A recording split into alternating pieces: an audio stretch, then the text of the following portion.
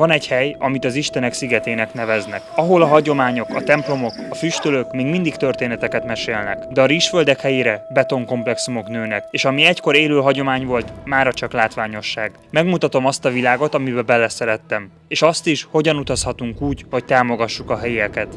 A változás elkerülhetetlen, de a döntéseink számítanak.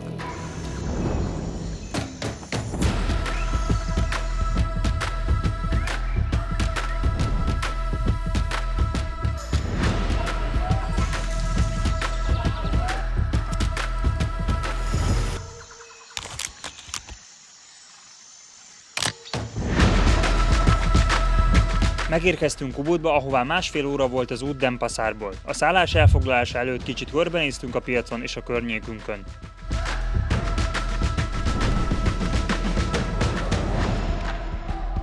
Már nem először járunk a Yati 3 nevű szálláson. Idén napi 4000 forint per fő per éjjáron béreljük a szobát. Nagyon jó helyen van, Ubud centrumába, és nagyon jó árérték-arányú szállás.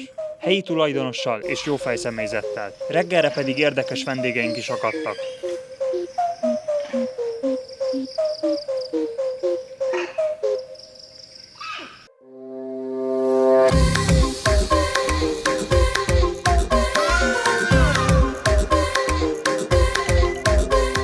Útnak is indultunk, hogy az aznapra tervezett 3 helyszínt be tudjuk járni. Egy kis sétálás után éreztük is, hogy jó ide visszatérni. Meg is érkeztünk az Ubud Palace-hoz. Ez a királyi család otthona volt. Az építés során a trimandala koncepcióját követték, amely a szent, a köztes és a profán tér szétválasztását jelenti.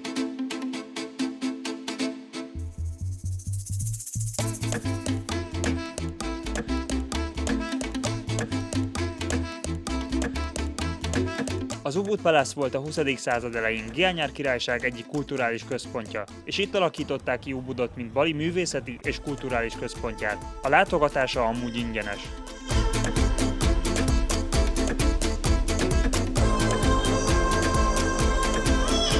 Megérkeztünk a Goa Gadjába, ami Ubud központjától 15 percre található motorral. A barlangot a 9. század körül hozták létre, és egykor spirituális visszavonulásra használták a hindu és a buddhista szerzetesek.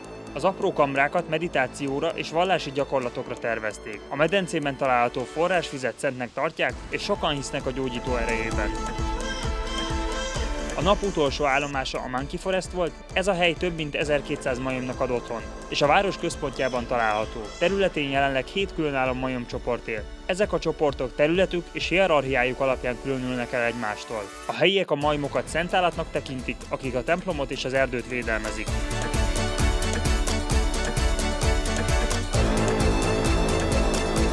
Már az első nap végére éreztük, hogy újra jó helyen vagyunk.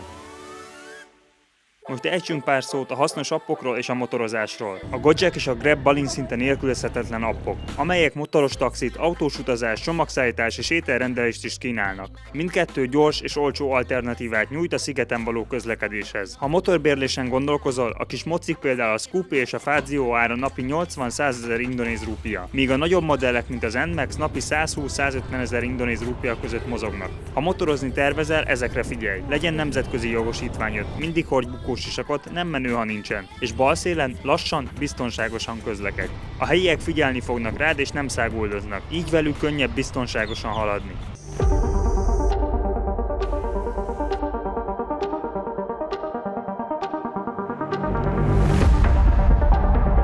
A reggelt egy helyi piaccal kezdtük, utána pedig a jól bevált reggelizőnkbe ültünk be enni a Tropical View-ba, és a kedvenc ételünket, a nasi gorenget kértük. Szóval ez lesz a második reggelink Ubudba. 2 főre kávéval együtt 3400 forintba kerül. Na, irány felfedezni. Nem volt terv, de menet közben találtunk pár igazán király dolgot.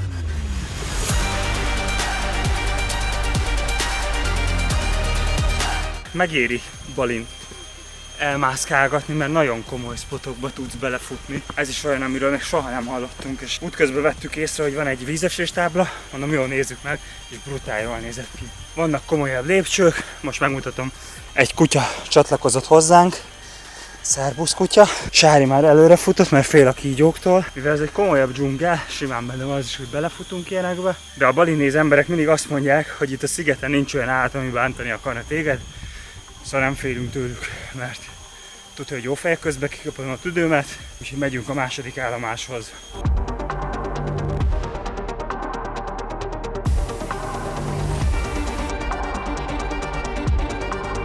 A Gunung Kawi egy ősi síremlékkomplexum, amely Bali egyik legmisztikusabb helyszíne. Az ősi szentélyek a 11. században készültek, a Pakerisen folyó partján találhatók.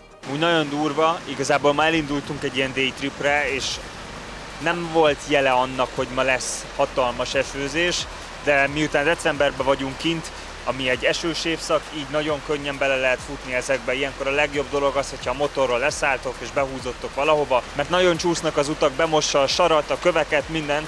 A legtöbb helyen nagyon kedvesek, befogadnak, mi most például úgy ültünk be egy vendéglőbe, hogy igazából nem akartunk ajánlni, csak szimplán beinvitáltak kedvességből azért, hogy ne ázzunk szét kint. Esőkabátot érdemes ilyenkor kihozni, de hogyha nem hoztál magaddal, akkor sincsen igazából semmi baj, mert pár száz forintból tudsz venni kint. Általában 1-2 óra után alábbhagy az esőzés, és utána útnak is tudtok indulni. Amúgy most egy elég jó kis partnerem van, ezt megmutatom.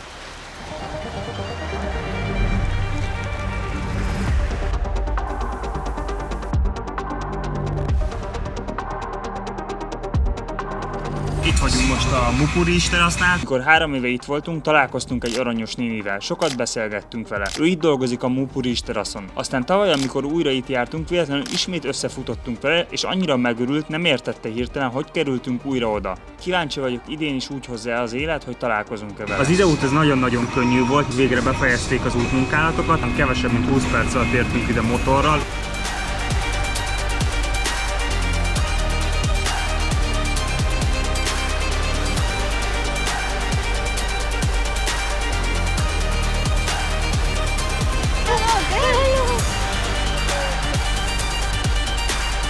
A néni, amikor találkoztunk, elmondta, hogy tegnap újhold ceremónián volt, így hogyha tegnap jövünk, akkor nem lett volna itt. És a másik dolog, amiben iszonyatosan szerencsések vagyunk, hogy még aratás előtt van a rizsföld, úgyhogy láthatjátok, hogy minden igazából zöld, úgyhogy gyönyörködjetek ti is benne.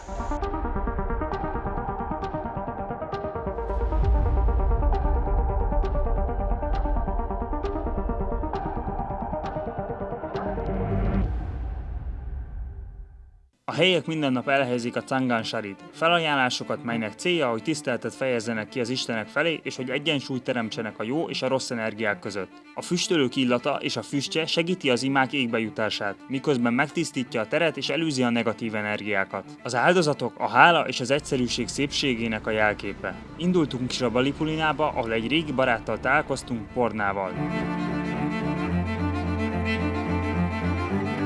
Itt vagyunk a Balipulinába. Mi imádjuk ezt a helyet, rengetegféle tea, kávé közül lehet válogatni, úgyhogy most ezt ki fogjuk próbálni. Aztán megpróbálunk valahogy lejutni egy olyan helyre, amit még eddig nem nagyon sűrűn láthattatok. Hatalmas ajándék, hogy 3 éve pont Porna vezetett minket körbe a helyen, és volt lehetőségünk vele beszélni. Minden évben az egyik legmeghatározóbb része az útnak a vele való beszélgetés. Leértünk most így a kert aljába, és itt van az a pool, amit meg akartunk mutatni.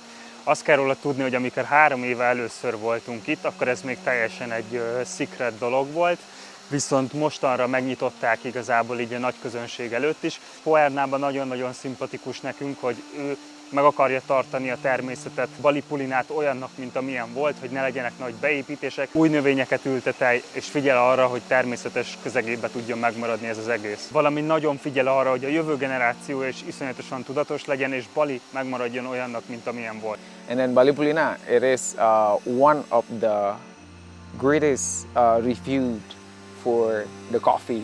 But Balipulina isn't only for coffee. You know. Balipulina, Bali is Bali. Pulina, it's mean ancients. Well, all the traditions, the culture, the philosophies, the lifestyles, it's actually in Balipulina that the people never understanding. So in Balipulina, we have like concept of life that we strongly hold, which is called Trihita Karana, where is the relations that we are with the God, with the human, and then with the nature. You know, Balipulina is located in Ubud. You know what is the meaning of Ubud? We just mean medicines. Why people in Bali, you see everyone is smiling? Yeah. Because they put the positive energy. Yeah, respect, grateful. Yeah, being blessed every day. Yes. Yeah, because we would like to match with the nature. We follow the nature, not changing the nature. Yes. Because we really believe in that in Bali, you know, like when you are destroying the nature, wait for the time. you will be destroyed. Úton Tabanan térség felé gondolkodtunk az elhangzottakról. Sajnos érzékeljük a változást. Nem lehet nem látni, és Porna szavai nagyon nagy hatással voltak ránk. Sajnos rengeteg külföldi befektető és számos munkás érkezik más szigetekről, akik sok esetben nem tisztelik ezt a kultúrát. És bár a turizmusra szükségük van a helyieknek, valami fajta kontroll és szigorú szabályozásnak hiányában nem tudni, mi lesz a sziget sorsa. De mi az, amit tehetünk utazóként? Figyelünk arra, hogy a szállás és a sofőrválasztásoknál mindig a helyiek szolgáltatását vegyük igénybe. A turizmusra szükségük van, ez nem kérdés, de nem mindegy milyen turizmus és milyen erőviszonyok veszik át a szerepet. Másnap Tabanan térség legszebb rizsföldjére indultunk.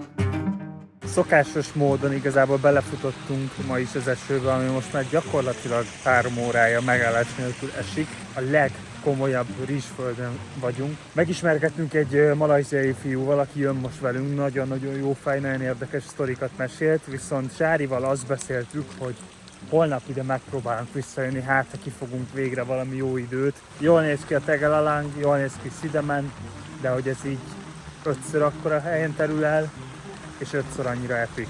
Szóval ja, amúgy jó a spanunk. It is really nice. Come here, guys. Yeah. Reggel láttuk, hogy a jelek kedvezőek, nem esik az eső, szóval vissza is indultunk, de amikor megérkeztünk, valami fura volt. Ezek a szorgos balinézek minden bizonnyal már hajnalba elkezdték betakarítani a rizst, és a tegnapi nap még gyönyörű rizsföld fele már le volt kaszálva. A Jatiluwi amúgy az UNESCO világörökség része. A Subak egy közösségi alapú öntözőrendszer, amely nem csak a rizsföldek vízellátását biztosítja, hanem spirituális jelentőséggel is bír. A vízelosztását a templomok és a szent források irányítják a harmónia jegyében. A Jatiluwi név jelentése balinézül igazán csodálatos, amely tökéletesen illik a hely szépségéhez. A rizsterasz után indultunk az északi térségbe, a Second Poolhoz, ahol útközben megetettünk pár majmot.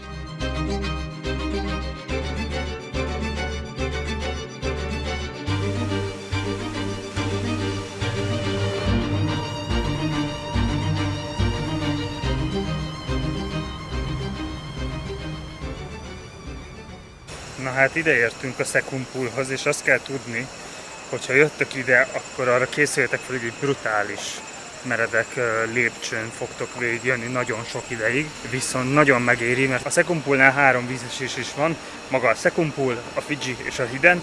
A Second Pool szó indonézül gyűjteményt jelent, ami utalás arra, hogy ezen a helyen több vízesés is található.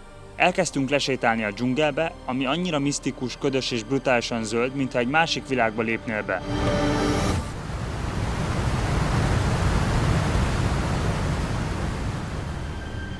A Second Pool amúgy Bali legmagasabb vízesése, 80 méter magasból zúdul le.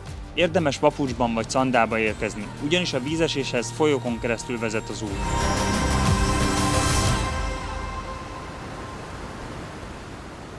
Ami még fontos, hogy a legszebb fények korán reggel vannak. Ha tehetitek, akkor gyertek, ilyenkor kevesebb turista is lesz.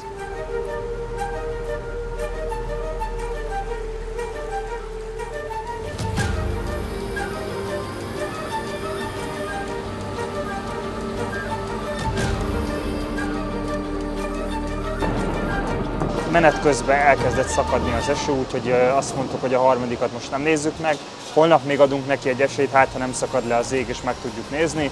Először is iszonyatosan párás itt a levegő, és ma van a második nap. De ahogy ígértem, megpróbálunk visszamenni a harmadik vízeséshez. Kiderült, hogy ezt amúgy a balinézek szent helyként tartják tiszteletbe. Ami esetleg hasznos, meg érdekes infó lehet, hogyha a Sugigedénél vagy a Tamandarinak a szállásán szálltok meg, akkor kaptok egy egész jó kis kedvezményt, valami nem kell tourist guide-dal jönnötök le, hanem egyedül is felfedezhetitek ezt a régiót, ami szerintem elég király.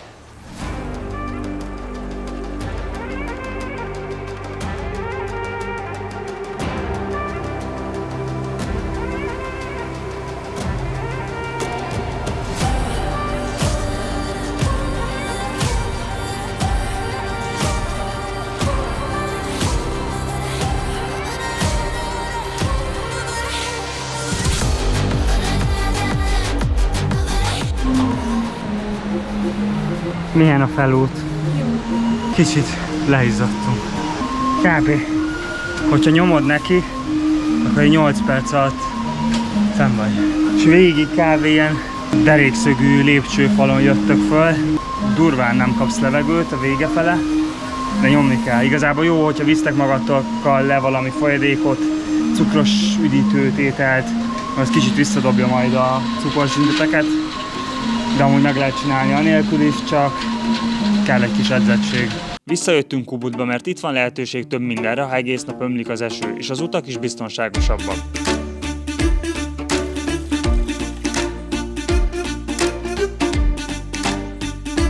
Szállásunknak az Artini 2-t választottuk, ami egy középkategóriás szállás. 3 éjszakáért 19 000 forintot fizettünk per fő. Jól esett a kis komfort az egyhetes hidegvízes zuhanyzások és a szakadó eső után.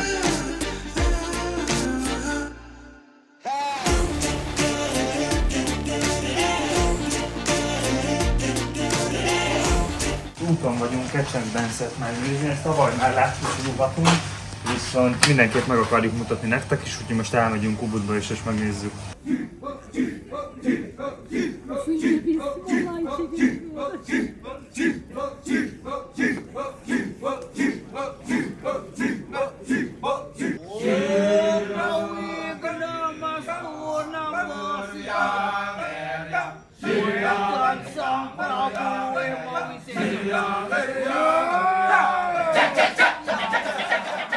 A Kecsak tánc Ramayana eposz egy részletét meséli el, amely a hindu mitológia egyik legismertebb története. Jellegzetes eleme a férfiakból álló kórus, amely állandóan a csak-csak-csak hangot ismétli ritmikusan, ez adja a tánc alapját. Több tucat férfi körben ülve ritmikusan mozgatják a kezüket és a testüket, miközben a történet különböző eseményeit kísérik. Ezt a performanszot 140 ubudi család közreműködésével hozták létre.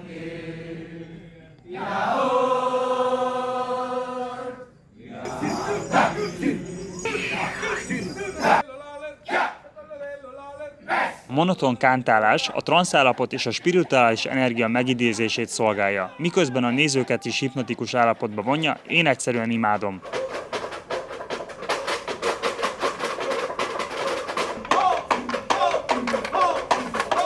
A táncosok mezitláb lépnek parázsra, vagy a tűz körül mozognak. Ezek a jelenetek a démonok legyőzését és a tisztító energiát szimbolizálják, amelyet a hindu hit szerint a tűz képvisel.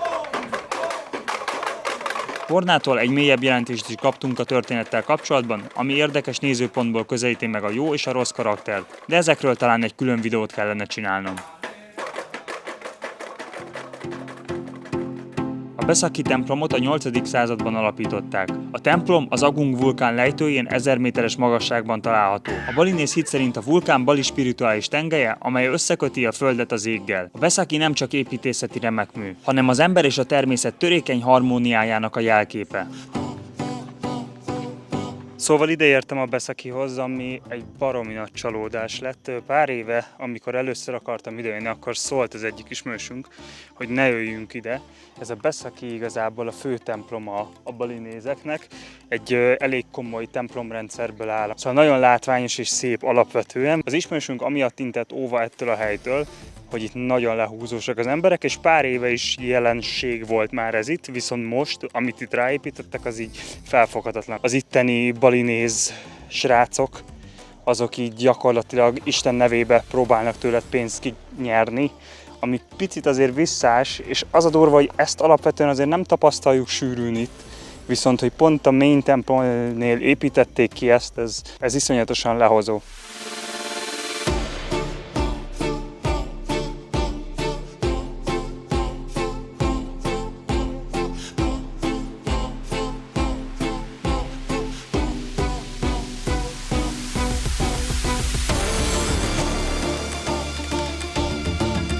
Az Agung vulkán kitöréséi ellenére megmaradt szentély azt a balinész hitet tükrözi, hogy az isteni erő mindig jelen van, és képes megvédeni a legszentebb dolgokat. Emlékeztet arra, hogy a pusztulás és a megújulás ciklusában mindig van valami, ami érdemes a védelmükre.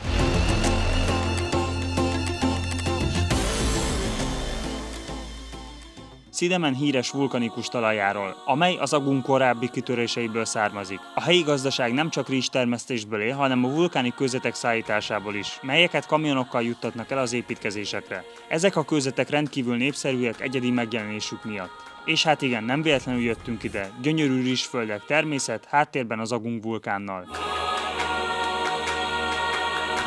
Ez a bambuszvilla elképesztően hangulatos volt, szinte minden részlete bambuszból készült. Még sosem aludtunk ilyen helyen, és alkudni is tudtunk. 16 000 forint per fő per éjért kaptuk meg, szóval kipróbáltuk. Nagyon durva érzés reggel egy aktív vulkán kilátására ébredni. Bár a gekkók és a békák is hasonlóan komfortosan érezték magukat a szállásunkon.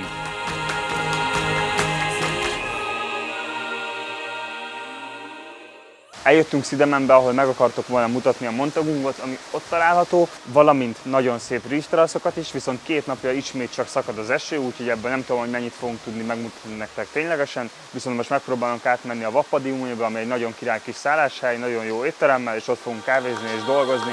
Itt találkoztunk Ábel barátommal, akinek van egy nagyon király YouTube csatornája. Brutál érdekes helyeken jár, és autentikus élményeket ad át. Szóval irány a YouTube és Poles Ábel. A szálloda kertjében találkoztunk a menedzserrel, elmesélte, hogy a tulajdonos helyi és különösen nagy figyelmet fordítanak a környezetbarát megoldásokra. A szálloda építészete illeszkedik a természeti környezetbe, tradicionális balinész falura emlékeztetve.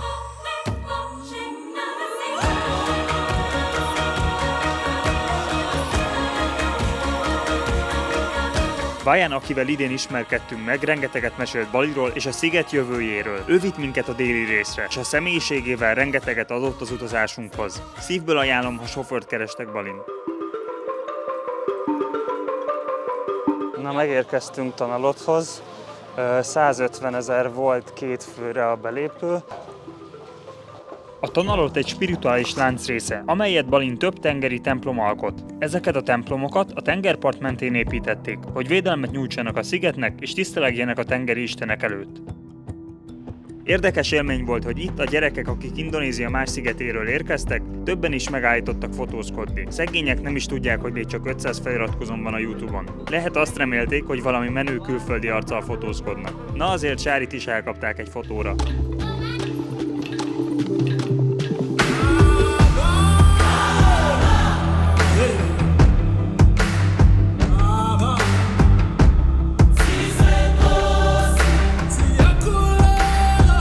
A Tanalot név balinézül, föld a tengerbent jelent.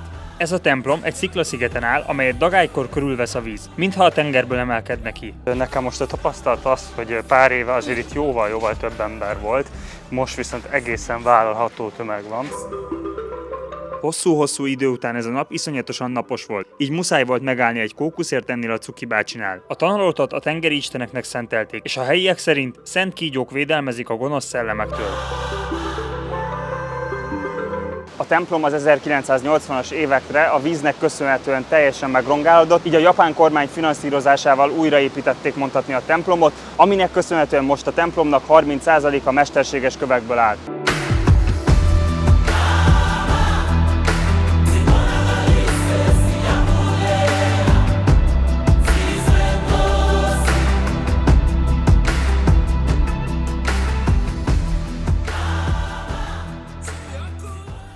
Na hát végre itt az utolsó pár napban lett volna egy darab napos napunk Cangguba, viszont reggel elmentünk Tanalotba fölvenni egy-két dolgot, viszont délutánra elkezdett fura érzés lenni a hasamban, és egyből tudtam már, hogy mi van. Van egy híres, neves bali betegség, a balibeli, ami gyakorlatilag egy ilyen hasmenős, hányós betegség, már pár éve elkaptam, már tudtam, hogy ilyenkor nem szabad semmire várni, egyből ki kell hívni egy orvost, aki be fog adni neked egy injekciót, amiből benne van elektrolit, meg egy csomóféle dolog, illetve különböző tablettákat is le fog neked szortírozni, hogy miből mennyit, mikor kell bevenned. Igazából rávárok, 10 perc múlva elméletileg megérkezik, amúgy elég király, szerintem, hogy házhoz kihozzák ezt az egészet. Meg is jöttem úgy közben az orvosom, úgyhogy nézzük.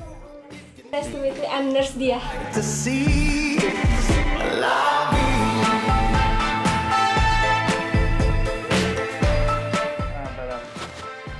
Én is lehozom a vlogba.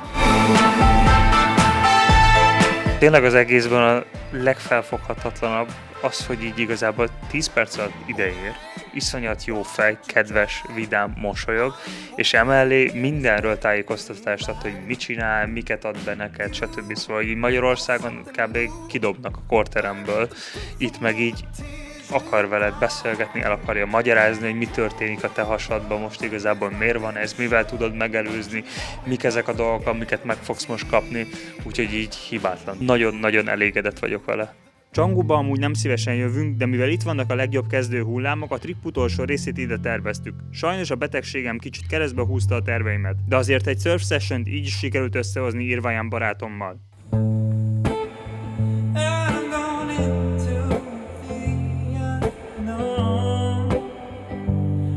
Egyébként, ha Bali meglátogatásán gondolkoztok, van egy szuper lehetőség. Bad barátom februárra szervez egy 10 napos kiruccanást ide. Ha érdekelne, a New Self Journeys oldalán találod meg a részleteket.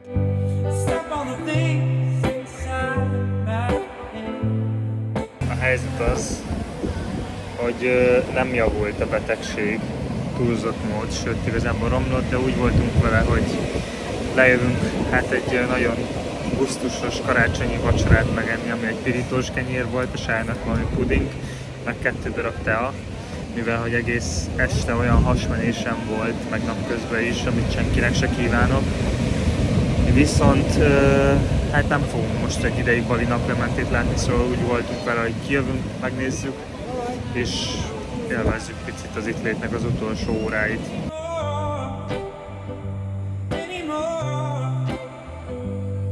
Bali mindig különleges helyet foglal majd el a szívembe. Az idei utam során felejthetetlen élmény volt újra találkozni a helyi barátaimmal, akiktől annyi mindent tanulhattam az életről, a kultúráról és az ember és a természet kapcsolatáról. Ugyanakkor nem tudok nem beszélni a szigetet érő kihívásokról. Mint ahogy sok helyen, itt is egy szűk réteg érdekei és a külföldi nagytőke befolyása az, ami alakítja a folyamatokat. Miközben az egyszerű emberek gyakran tehetetlenek ez ellen. Az építkezések, a természet pusztítása és a hagyományok háttérbe szorása mind nyomot hagynak, fájdalmat okozva mindazoknak, akik Bali valódi lelkét szeretik és tisztelik. Hálás vagyok mindenért, amit ez a sziget adott nekem, és remélem, hogy a jövőben sikerül megőrizni ezt a csodát. Ha tetszett a videó, ne felejtsétek el lájkolni, feliratkozni és megosztani a gondolataitokat. Ne felejtsétek, a változás elkerülhetetlen, de a döntéseink számítanak.